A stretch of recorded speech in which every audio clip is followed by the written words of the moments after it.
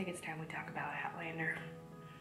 So hello everybody, welcome back to Shelf Life Extension. I'm Alexis, and today I'm going to be talking about Outlander by Gabaldon. Sorry if I'm being relatively quiet, someone is sleeping across the hall. So get all up in this camera here. So I'm going to give you guys a brief summary of the book, give you my opinions and my overall thoughts on it, and just go ahead and kind of discuss. I'm going to try and make this video relatively spoiler free, at least for the first half, and then I'll let you know when spoilers will most likely pop out. So as you guys know, this was on my March TBR. I was buddy reading it with Annie from Bear's Books, and we didn't finish it in March, and so I put it on my April TBR, and I pretty much skimmed the crap out of the last chunk that I had because I did not care anymore about what happened in the story. I did not care because I knew nothing was gonna happen. I already knew that the big reveal thing that was gonna happen wasn't gonna be something that I was gonna be excited for. It's one of those books where at first you're like, oh, okay, I could handle this, and then after a while you're like, if you're anything like me, it becomes one of those things where you're just like, I cannot handle it. I do not care. Nothing in this is really making me go like,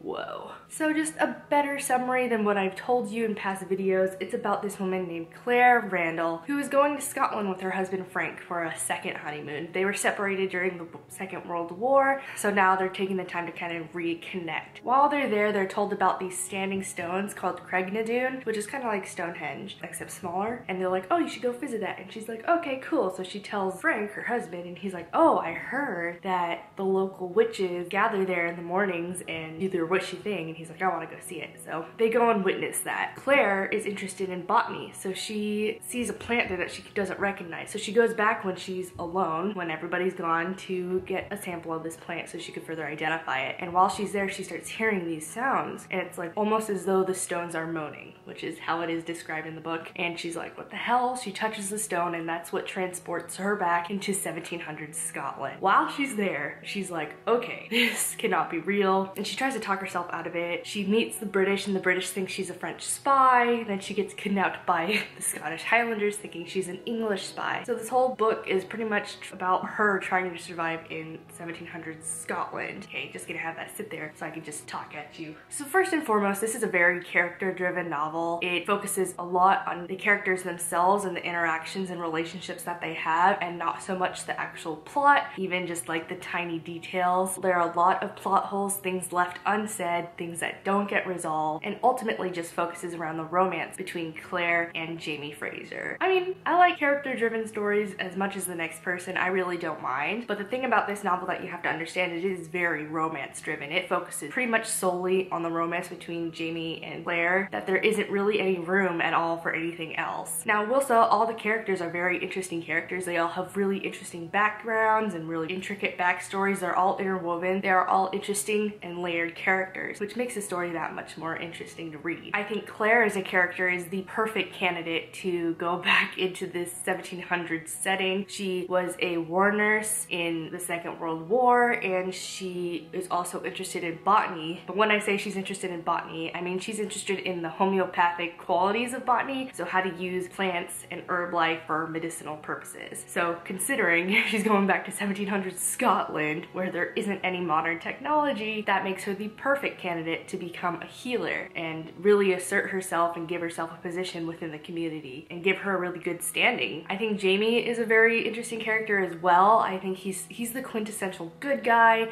heroic man, very protective, very sweet. He's absolutely the most understanding person in the entire story, and he's so worth the attention, and of course you just fall in love with him as well. But I think my favorite character out of all of them is definitely Jack Randall, because oh my gosh, he is sadistic and he is screwed up, and his story is awesome because it's completely understandable. You can completely see where he's coming from, and you can completely see why he is the way he is, because he's very calculative and devoid of emotion in certain extents, and it's really interesting to read about. So anything that he's in there, I personally really loved it. But yes, overall the story is very imaginative, the language is very nice, it flows well, it gives you a good understanding of the setting and of the culture that's going on and the different differences between Claire's modern day and Jamie's 1700s Scotland. But I will say, overall, I did not really enjoy this book simply because it focused so much on the romance. It has in spades all these beautiful characters and beautiful storylines, but then overall it really lacked intrigue and overall like substance to the plot. It's so trivial what's going on and so insubstantial and so subjective of what's happening that I couldn't really handle it because I wanted to know more. I wanted more outside of the romance. But if that's what you like, then you know what, go for it. But for me personally, I don't necessarily care. It's nice. I like romances in my stories. It's nice. And sometimes, yeah, the whole focus on a romance, it's really cool. But there's gotta be more beyond that. There's gotta be so much more beyond that. It's gotta have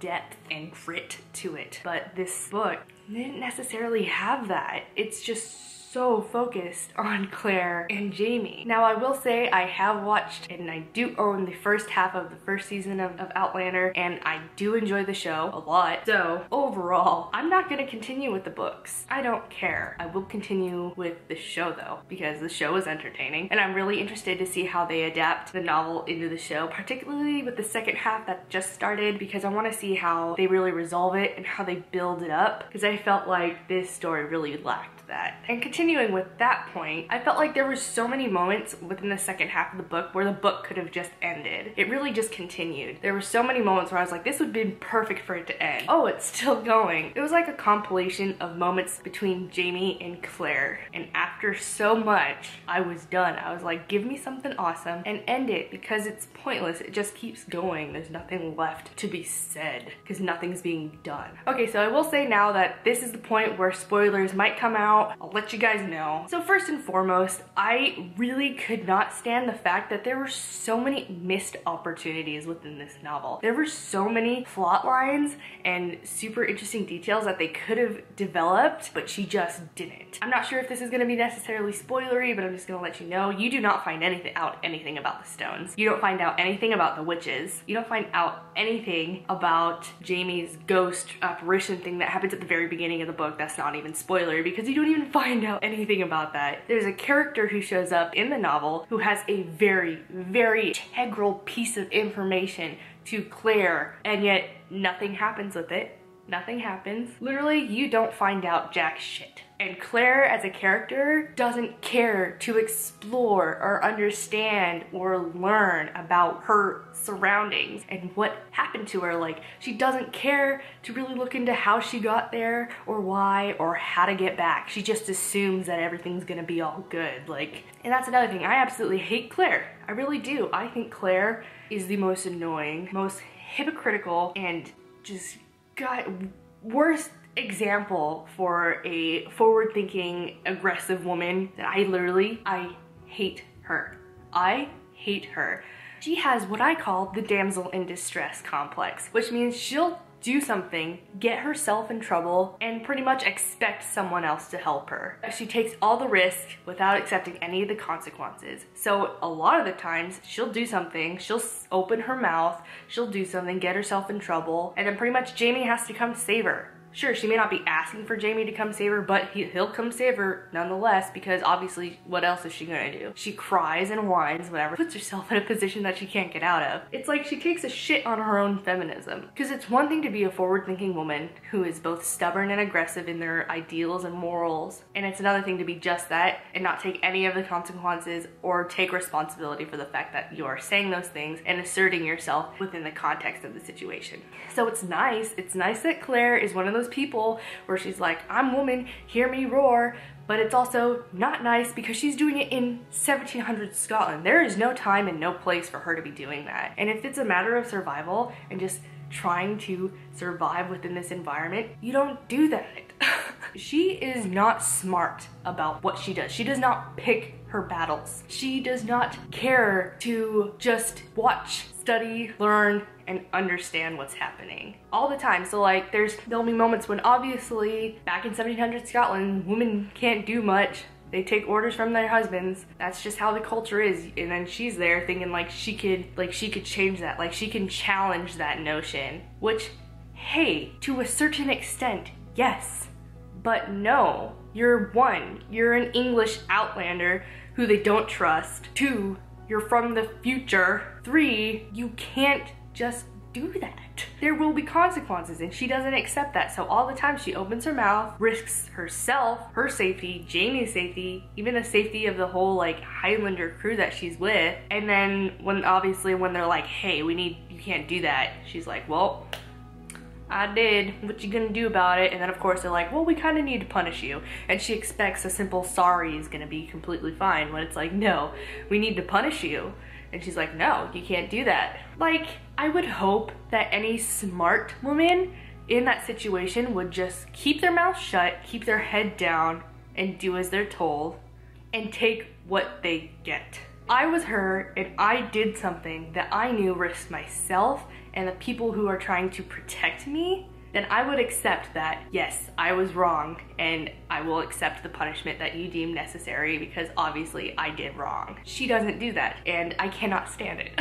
Also, there's a matter of Jamie, who is amazing, and I think he deserves so much better than Claire, but also because there were times when he would be pretty rapey. Like, he would assert himself onto her in moments that were like, to any normal woman I would hope would be absolutely wrong. I mean, like, if I was Claire and Jamie was doing that to me, I'd be like, get the hell off of me, this is wrong, and this shouldn't be happening. But Claire just accepts it. She's just like, oh, okay, whatevs, and lets it happen. And she doesn't talk about it later either, she just accepts it. Which is another thing where it's just like, whoa, way to set back your feministic values 50 years, like, geez. Okay, so there are a few anthropological terms which should really apply here, and I think it's pretty common sense for a lot of people, but for Claire it just like goes out the window, and that's absolute cultural relativity. And that means that no matter what is happening or what is going on, you cannot judge them because it is not of your culture, not of your nature,